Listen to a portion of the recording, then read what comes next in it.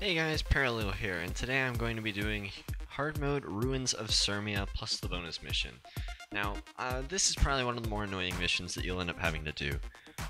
For the first part, it's an escort mission. You have to follow Prince Rook around, escorting him around and helping all the civilians that come up, and just dealing with the NPC AI is never a good thing. Number two is there's these random crawler camps that are in various different locations across the map. What I would recommend is doing a normal run through of this mission before you do the hard mode run through, just so you can figure out right where these crawlers are positioned so that you don't accidentally run to an additional trap and get screwed. Like for example, I missed one here. Don't look at my minimap until it's too late and go, oh shoot, I better go back. So I end up going back. But this mission is just actually very frustrating. Not to mention the fact that every time Prince Rurik rushes in the battle ahead of you, he goes, for Ascalon! So then you're like, oh, damn it, every single time, and it's just frustrating to deal with. But the first part of this mission is all about just getting past these random crawler camps. Some can be a little difficult to deal with because there's 6 of them if you're not very careful, so you just want to try to deal with the 4 camps as best you can.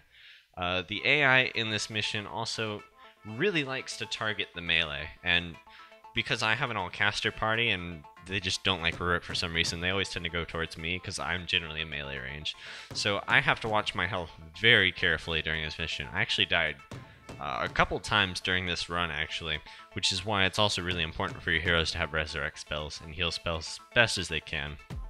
But yeah, the big problem with this being an escort mission is you have to keep Rurik alive throughout the entire mission, and if he dies, you automatically fail, which has led to, I believe this took me 2 attempts just doing for this recording, but it's taken me a lot beforehand, just because he's very frustrating to deal with, that AI. Sometimes you'll get really good bunched up camps right here like this.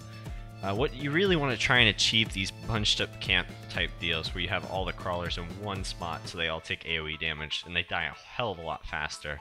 It's really something you should be wanting to do in every single part of your gameplay, is just getting everything to that tight little ball and figuring doing AoE attacks, because then they die very fast and less time spent on packs is less healing you have to do, less mana you spend, etc. I almost die here. I had to be really careful. I ended up pulling 2 packs at the same time, and it was a little hairy for a minute. Once you get past this mini boss up here, there's actually a hidden camp right here that you have to take care of, and there's a mini boss at the top of the stairs with 4 more crawlers. Once you get past him, you'll move to the char section of the map. Again, you want to make sure that you have the agent's title from Eye of the North up so that you have your bonuses against char. You can also use any agent skills if you want to use. Ebon Vanguard, actually, I think it's called.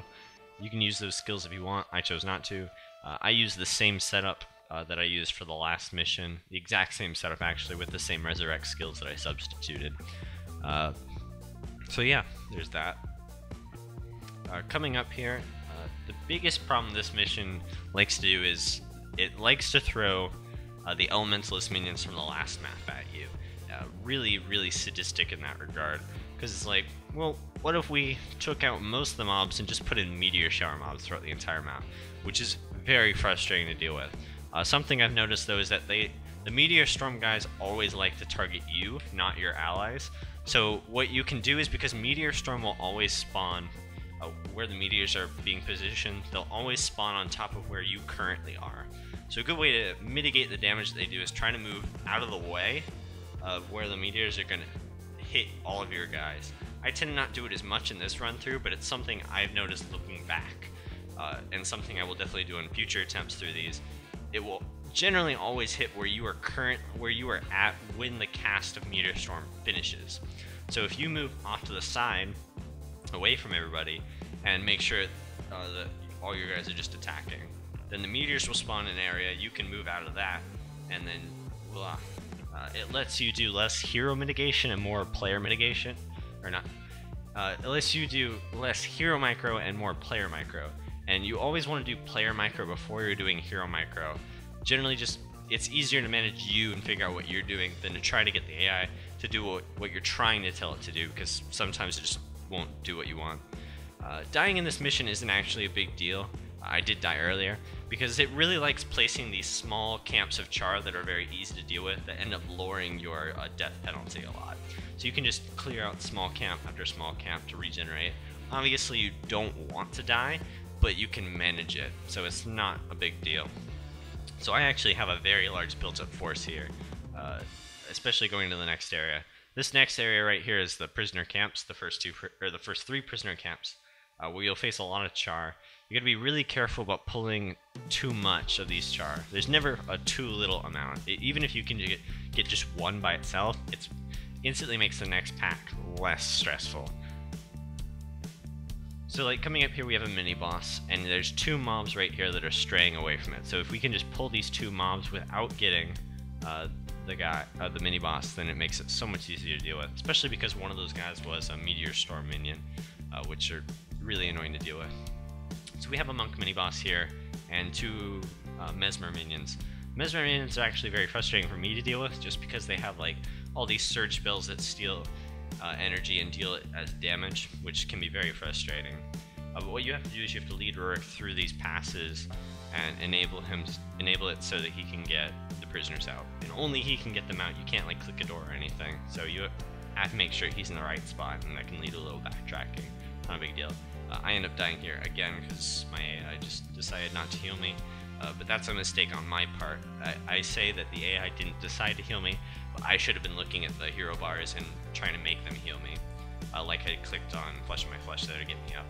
So that little hero micro makes a difference, especially as we're going to keep going into these hard mode missions.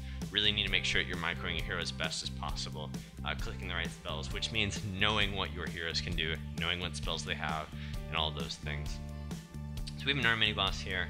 This one, it looks like he's separated from those two, but he's actually linked to that pack, so you have to be really careful because it's like kind of like a trap here. So just be quite careful here. And this is the next prisoner camp. Now the game actually has a very douchey way of getting at you in this next part. So what it's going to do is it's going to reintroduce the crawler traps from earlier, and you see this one mini boss here. You're like, oh, it's just one mini boss, no biggie. But it's never that simple, right? So as you walk up here, there's actually 4 crawlers that'll come out of the ground and fight you. So you have to be really careful and just expect it. Because if you don't expect it, you could take some losses, you could deal with it a lot less efficiently, you could just die, and it's not fun. There's another crawler camp right here. You're like, oh, prisoners. There's another one right there. That's the best way the game tries to get you. It's like a noob trap. It's like, if you don't know that, it's going to get you. I think they're called fuck you traps for the most part, because they're just really annoying. And you won't ever know about them the first time you go through it. So going on here, we have the next part of the mission, which is where you get separated from Rurik for a bit, which I enjoy so much. I have to be really careful of Lava Font here. Lava Font is the way they mitigate close range damage, and they do meteors, or the way they deal damage to melee, and they do meteor storm dealing damage to the range. So right here, what we want to do is we want to clear out these camps, because the bonus mission involves following a group of char into the, I think it's called the Flame Temple, and you have to kill a group of char within it. So what we want to do is, when we're following the char, we don't want to be dealing with these groups leading up to the entrance. So we need to just go ahead and clear them out. No biggie. We can bring Rurik for this, it's not a big deal, it's on the way that way. Less time wasted. So now we need to go up here. There's another Meteor Storm guy here. I really hate Meteor Storm after coming into contact with it through these mobs. It's kind of guilty of me to say, because I used to play an Elementalist pretty much full time, and all I used was Meteor Storm. But that's a tangent for another time. So you bring Rurik up here, and he stops himself at the drawbridge with the other NPC that you just freed earlier. So now what you need to do is you need to go this way, across this tar pit, and the bonus mission starter is actually through this way instead of taking a left here. There's also a mini boss here. Now this mini boss is actually kind of a trap. So what you're going to do is you're going to stop here, kill this mini boss, your spirits will get planted, you'll have minions and stuff, but what's going to happen is these char are going to spawn and go down this pathway. So you need to make sure that there are no spirits there, no minions getting in the way of the char, because if you kill the char before they get to the door and unlock it, you fail the bonus mission. So like right here, I actually have a little bug moment. So I'm casting Signet of Spirits and Bloodsong again, and my spirits aren't despawning like they should be doing. I actually ended up finding out there's a range to where the spirits won't despawn. that's never really come up for me, so it's just interesting. So I end up getting the Signet of Spirits to disappear there, and then I can get the Blood Song disappear. I just have to wait and move up here just a little bit. I want to do all of this before I talk to the bonus mission guy. So I got that done. So now I can talk to the bonus mission. She'll spawn the Flame Seekers, or whatever they're called. And we need to follow them at a distance so that you don't aggro them, they don't attack you, so they can go to the door, unlock it, and then you can kill them. So then it's no big deal. So they're going to walk up here. This is just a long section of me following them. So I'm going to come back to this. I'll see you when they're there.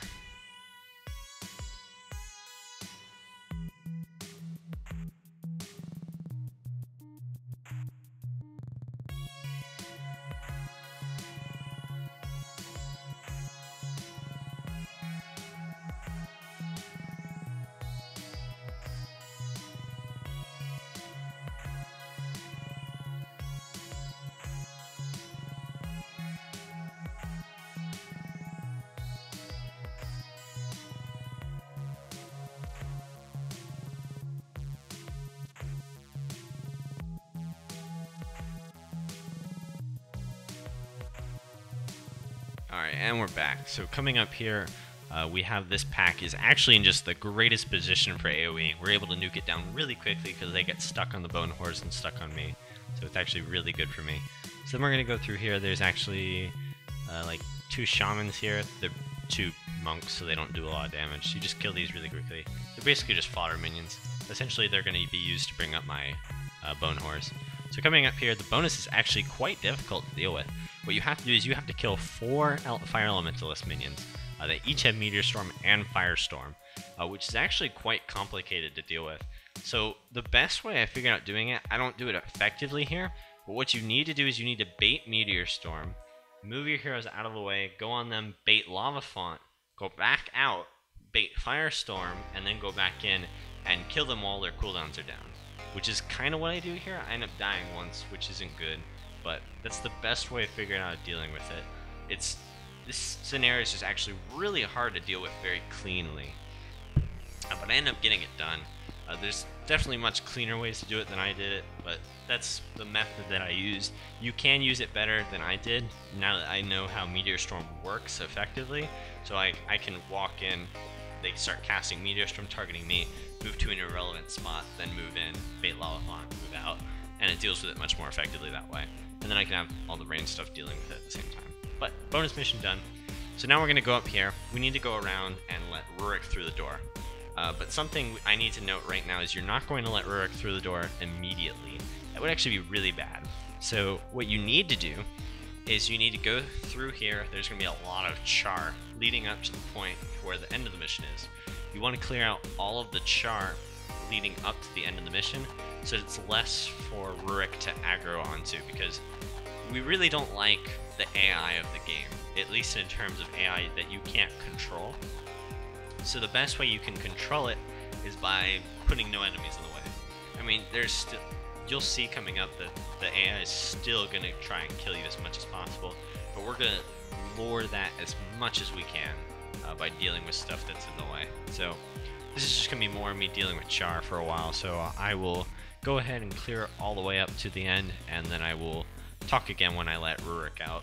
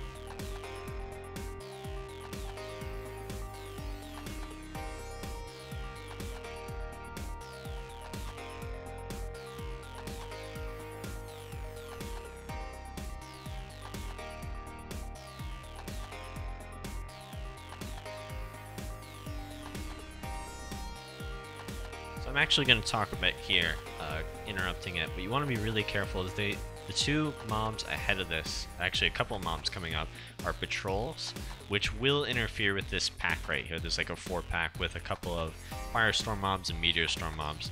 You really want to deal with like the 3-pack, then the 2-pack. You definitely don't want to deal with a 5-pack, because then you have 2 Meteor Storm mobs, plus a Ranger, plus all the mess that you have to deal with, and you just don't want to deal with that. It's so much risk of dying. I've died before on it. You don't want to do it. Coming up here is actually a mini boss. We're going to go ahead and deal with him really quick. Really easy. This is the last bit before Rurik is going to run in that room and go, alright, bring on the waves, and there's going to be waves of char running in. But this is the last bit we're going to clear, so that way Rurik has less chance of dying coming into here. But you just got to be really careful coming up on that pack. It's actually very dangerous. It's very subtle too. Also, you see all these red char down there, you don't want to fight those if you can help it. I'm actually just going to talk about it right now. So what ends up happening here is I'm going to free Rurik from the gate. I'm going to let him go through, and he's going to walk with you all the way to the end, and he has his own pathway. What ends up happening is the mobs in the middle move around just a little bit, and just enough. So because they're trying to position themselves for the final fight, and Rurik says they're moving, that we have to run to the end, and they move a little bit to position themselves for the final fight where they're going to rush into the last room. But when they move around a little bit, Rurik's AI has like a field. When a monster enters this field, he will aggro onto it. It's the same field that the monsters have. Like if you go into a certain point, the monsters will see you, per se, and they'll go to you. So what ends up happening is their fields touch for just a moment, and the other AI, whose name I can't remember right now, touch. So then I'm positioning all these mages, I'm like, where'd Rurik go? Well, he ends up getting onto this one priest minion, or this one monk minion, which is actually very dangerous, because, well, there's like 10 mobs sitting down there in the middle. I'm like, where'd Rurik go? Where'd Rurik go? So I end up positioning the mages really quick, trying to figure out where he went, and I'm like, oh shoot, he might still be in the pathway. So I'm going to go back and try to save him. What ends up happening is he ran in the middle to try and fight the monk, and all the rest of the mobs start piling on him, and there's this other 4-pack right here that killed the NPC that I have to go kill to go save Rurik. So I'm panicking this entire time, like, oh shoot, I gotta get to Rurik, because if Rurik dies, you fail the mission. So what you really have to be careful about right here is really watch where Rurik's AI is going. Really pay attention to it, because he can just decide to do whatever he wants. He doesn't die because I have so many heals, but oh, if he didn't... I now know what a heart attack is, and pretty much every time I hear for Ascalon now, I'm just going to think of Rurik rushing in. It's going to scare the crap out of me. So I end up killing this middle pack because they're so engaged on Rurik. Every attack is going on him that I'm taking no damage from this like 8 char that should have just wiped the floor with me. So I end up taking them out, which is actually really cool. And it makes the last fight easier, but it was just like a moment of like, oh, I hate the AI in this game sometimes. Or at least the uncontrollable AI. So he's going to go back on his pathway, back to running to the end. So at the end part, you put all 3 mages in these pedestals that deal damage to anything that comes near them. The char are going to rush in like groups of 3.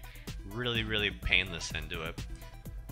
Really simple mission, honestly, at the end. This last part is really simple, but really hard lead up to getting to this point. Rook's just going to chant at the door here for a while, but they'll come in 3 groups at a time and try to attack the mages. The mages are going to be dealing a lot of damage with these podiums. You just kill them as they walk in. It's really simple. So while this is playing out, there's a mini-boss. He's easy. But this is actually a joke encounter, this part. So, I've been Parallel. I hope you guys enjoyed this. I really like this new format I've been doing, so I'm just going to continue doing it. If you like this video, please subscribe, please like, comment, let me know any improvements you think I could make, or what you liked, or what you didn't like, all those things. But thank you guys for watching, and I'll see you next time.